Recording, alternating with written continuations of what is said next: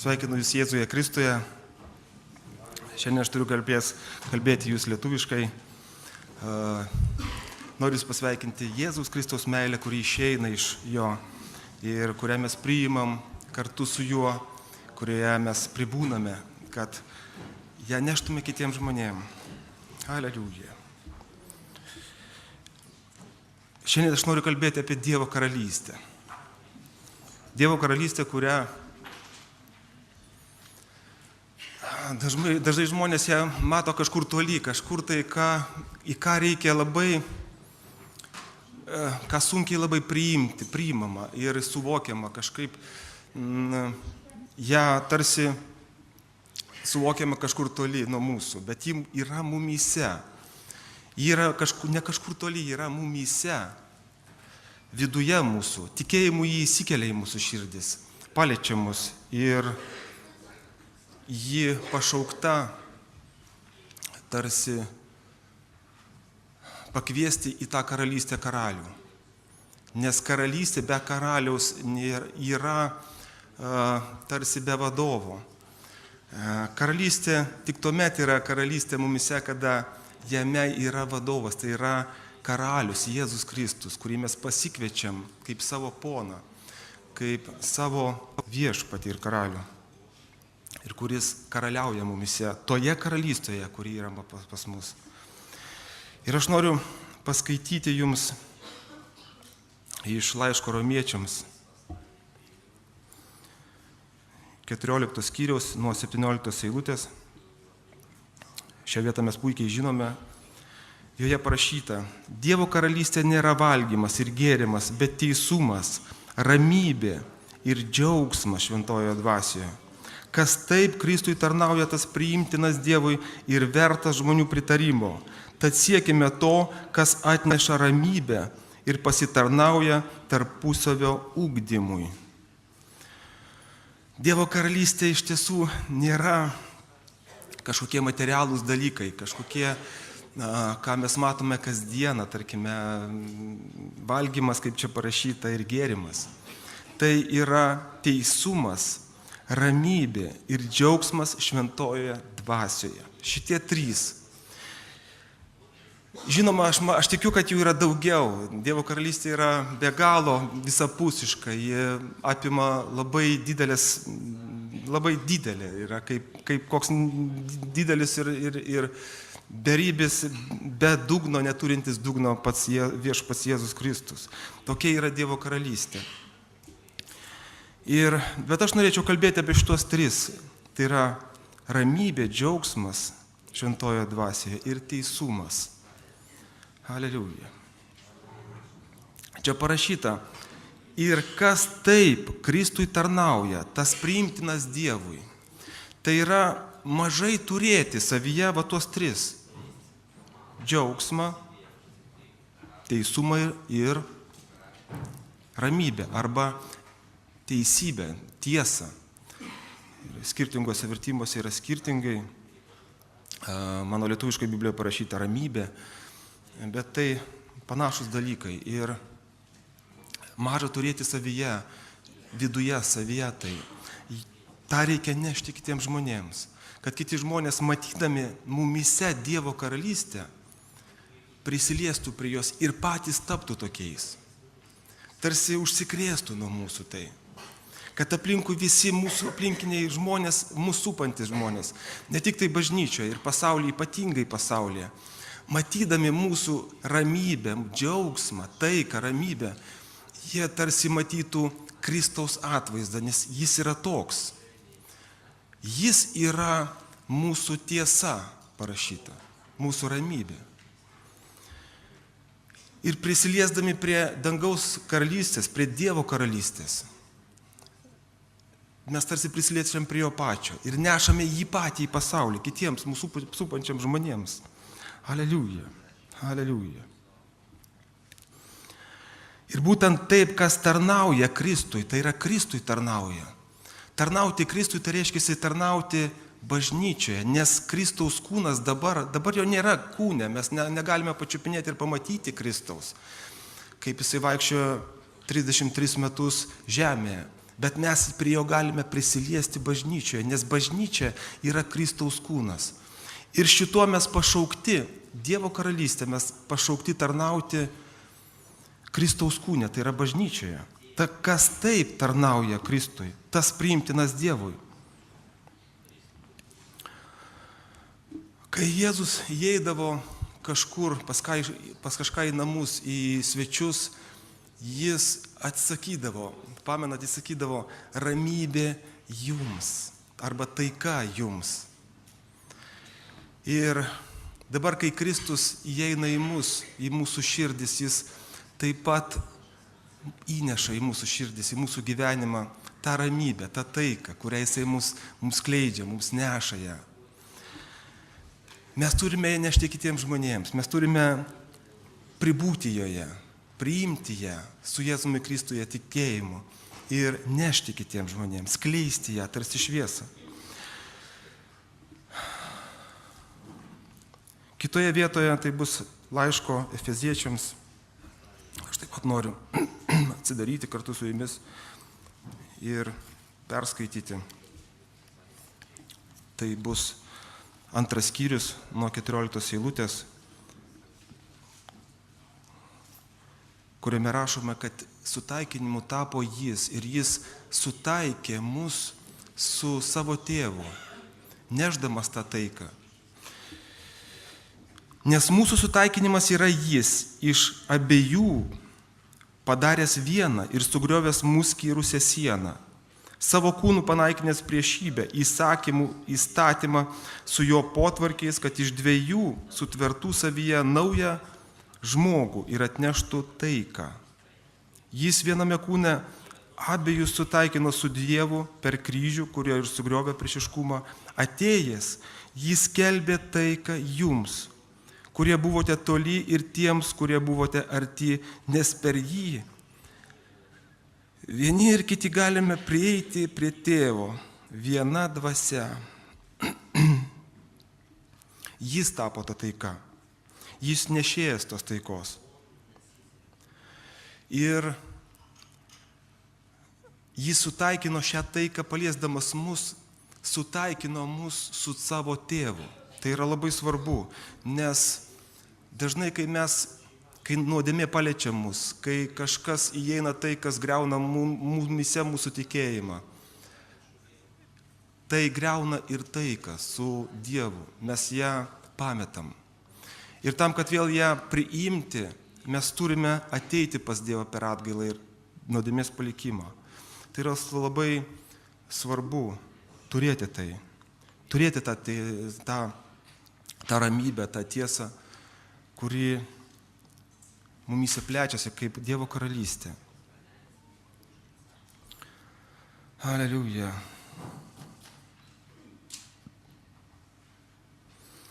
Juk palaiminti būtent taikdariai, nes jie bus vadinami Dievo vaikais. Tai yra tie, kurie darys, tvers taiką. Tai yra taikdariai, miratvorci, tvarešė mir.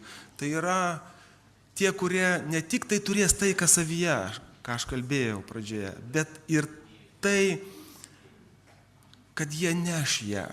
Ir tie žmonės, kurie prisilies prie to žmogaus, tarsi priims tą taiką, užsikrės ją, kaip aš kalbėjau. Būtent taikdariai, ne tik turintys taiką, bet darantys taiką, būtent darantys taiką, jie bus pavadinti Dievo vaikais. Apaštalas Paulius drįso pasakyti, mėgdžiokite mane, kaip aš Kristui. Tai yra, mes turime irgi drįsti tai pasakyti. Mėgdžiokit mane. Mėgdžiokit. Tai yra, mėgdžiokite tuo, ką aš turiu savyje. Iš Kristaus. Tuo, ką aš priėmiau iš jo. Kame aš pribūnu. Mėgdžiokite mano Dievo karalystę, kuri yra manyje. Užsikrėskite ją. Neškite ją kitiems. Aleliuja. Taip pat parašyta, kad vedami šventąją dvasią yra Dievo vaikai. Tai yra tie patys Dievo vaikai, kuriais bus pavadinti taikdariais. Ir aš drįstu skelbti, kad šventoji dvasia, išeidama iš Kristaus, taip pat paliečia mus taika. Ji išeina iš Kristaus ir neša savyje visą tai, ką gauna iš Kristaus. ir skelbia mums. Ir drįsčiau pasakyti, kad šventoji dvasia yra taikos nešėja, taikos skleidėja, nes būtent ji pašaukta atverti mums Dievo žodį, nes be jos Dievo žodis yra miręs ir per Dievo žodį mes pažįstame daugą, meilę, ramybę, taip pat ir taiką. Ji yra ta nešėja, taikos nešėja, prisilieskite prie jos, būkite joje. Labai svarbu būti vedamam šventąja dvasia, nes tai yra daug sunkiau negu priimti patį šventosios dvasios krikštą. Labai lengva priimti šventosios dvasios krikštą, nes Dievas duoda labai paprastai, norintiems to. Bet labai sunku pribūti kasdieną šiame vedime, būti vedamam kasdien šventosios dvasios. Tai yra daug sunkiau. Ir būtent tie, vedami šventąja dvasia, bus Dievo vaikais pavadinti. Aleliuja, aleliuja.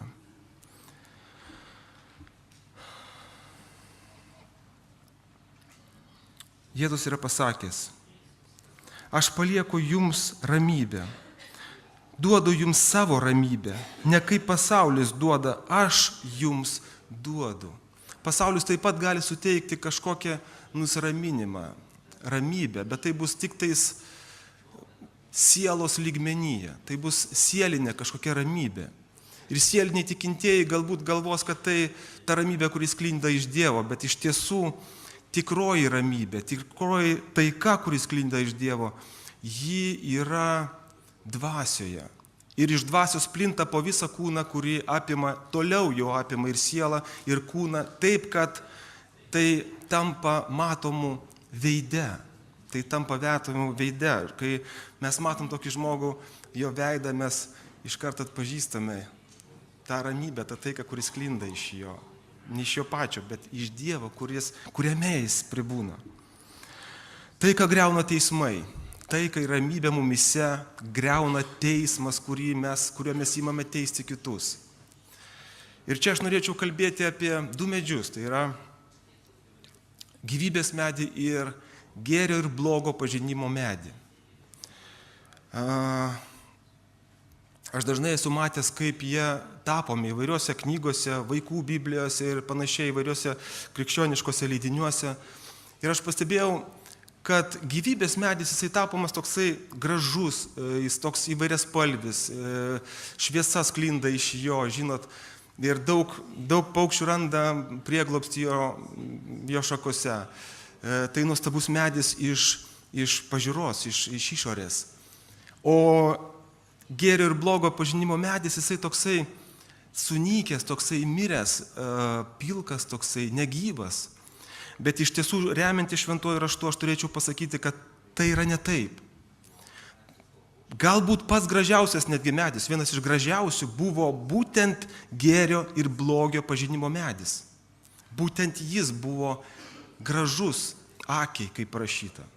Tuo jisai labai apgaudinėjo kitus ir po šiai dienai jis apgauna. Po šiai dienai jis apgauna savo išorę. Ir žmonės galvodami, kad tai yra gyvybės medis, būtent tai yra gyvybės medis, jie eina link jo ir netgi valgo nuo jo vaisius, kurie gali pagimdyti jame mirtį, nes vaisiai šio medžio neša mirtį. Ir sieliniai krikščionys, kurie dažniau žiūrės į tai, kaip atrodo iš paviršiaus kažkokie įvykiai, kažkokie daiktai jo gyvenime, kažkokie pasirinkimai, kažkokie keliai, kurie iš pradžio atrodo gražus, jie darys neteisingą pasirinkimą, jie eis tais keliais, galvodami, kad jie eina prie gyvybės medžio. Ir tik tai vedami šventąja dvasia sugebės atpažinti esybę šio medžio vidų, o ne išorę, matyti jo vidų. Aš įsitikinęs, kad gyvybės medis, jisai savo išorę buvo toks, koks buvo Jėzus. Tai yra, jame nebuvo nei pasipūtimo, nei kažkokios išvaidos, nei vyda, nei velyčia. Tai yra, būtent toks yra šis medis, gyvybės medis. Jis galbūt net nesiskiria nuo visų kitų medžių sode. Aš dabar kalbu apie šios du medžius ne kaip apie fizinius kažkokius medžius, kuriuos galima pamatyti, kuriuos galima pačiupinėti. Aš kalbu apie dvasinės šių medžių vertybės. Aš kalbu apie tai, ką neša šie medžiai. Tai yra, kiekvieną dieną pas mus kyla pasirinkimas. Mūsų gyvenime kiekvieną dieną iškyla pasirinkimas. Išsirinkti kelią vedantį prie vieno arba prie kito medžio. Ir gėrio ir blogo pažinimo medis yra nuostabus. Jo vaisiai yra puikus, jo vaisiai yra labai skanus. Tai parašyta. Ir kada mes teisiame, mes tarsi valgome nuo šio medžio. Kadangi šis medis duoda būtent tai, pamenat, ką padarė, reiškia, pirmieji žmonės, Adomas ir Ieva, Adomas ypatingai. Kai jisai valgė nuo šio medžio, pirmą, ką jisai padarė, jisai ėmė teisti. Vietoj to, kad prisimti atsakomybę kaip galva, jis ėmė teisti kitus. Jis, nusiėmė savo atsakomybę, perleisdamas ją savo žmonai, Ievai, ir apkaltino patį Dievą, tai yra pradėjo teisti patį Dievą. Pirmą, ką padarė, kai jisai valgė tą medį, reiškia medžio vaisius. Ir teisdami kitus mes tarsi valgome nuo to medžio. Valgome nuo to medžio. Ir jeigu mes daug prisivalgysim nuo šio medžio, mes, kaip parašyta,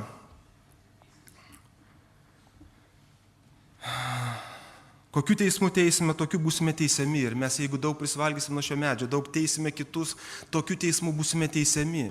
Ir mes galime būti nuteisti. Todėl nevalgykit nuo šio medžio. Jo vaisiai labai saldus yra. Tie vaisiai labai traukia į save. To medžio grožis užburia ir visą laiką norisi nuteisti kitą, ypatingai tada, kada jis yra neteisus, kada jisai yra kaltas, kad padarė kažką blogo tau, ko tu nenusipelnėjai. Tai norisi visą laiką teisti. Ir tas teismas labai būna saldus, jisai labai pritraukia, tarsi grožis. Norisi atkeršyti. Nevalgykit nuo šio medžio. Nevalgykit nuo šio medžio. Valgykit nuo gyvybės medžio. Ir nors Dievas pastatė cherubimus saugoti, kad žmonės nevalgytų nuo šio medžio ir neturėtų amžino gyvenimo, reiškia, kad amžinas gyvenimas neįeitų juos ir jie netaptų tokie, koks yra pats Dievas. Tačiau per Jėzų Kristų, drįsiu pasakyti, kad per Jėzų Kristų mes valgome nuo šio medžio. Nes jau dabar mes turime dangaus karalystę savyje, amžiną gyvenimą savyje. Ir mes tarsi prieiname prie šio medžio, per Jėzų Kristų, per jo kraują, per tikėjimą į jį. Mes einam prie šio medžio ir mes valgome nuo jos vaisius. Ir tie vaisiai gimdo mums amžiną gyvenimą, nes jau dabar mes jį turime. Aleliuja. Aleliuja. Tai, ką griauna nuodėmė, taiką, ramybę, griauna nuodėmė, kai jį paliečia mus. Nes parašyta, nėra ramybės nusidėjėliui, nedorėliui. Nėra ramybės, nėra taikos. Ir kai ji įeina į mus, mes turime ją palikti. Būtent mes turime palikti. Ne nusimesti šią atsakomybę Dievui, kad Dievas mums, duotų jėgų ir taip toliau, ir apkaltinti Dievą, kaip padarė tai Adomas. Bet mes turime tai padaryti.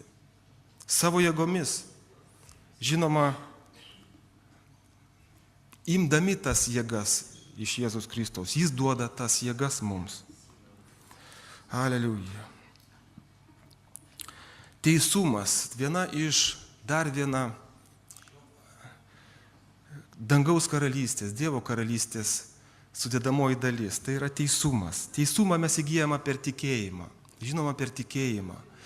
Bet mes žinome, kad tikėjimas be darbų yra miręs tikėjimas. Toks tikėjimas, miręs tikėjimas, nesugeba pagimdyti mumise teisumo. Ir taip pat parašyta, kad darbais netaps teisus joks kūnas. Tai kaipgi tada gaunasi? Ar mes darbais Darbaisgi mes įgyjame teisumą ar tikėjimu. Žinoma, darbai turi būti, bet jie turi išeiti iš mūsų tikėjimo. Darbai turi būti pagimdyti mūsų tikėjimo. Jie turi įsklisti iš mūsų tikėjimo, todėl, kad mes esam tikintis, bet ne todėl, kad mes norime užsidirbti teisumą.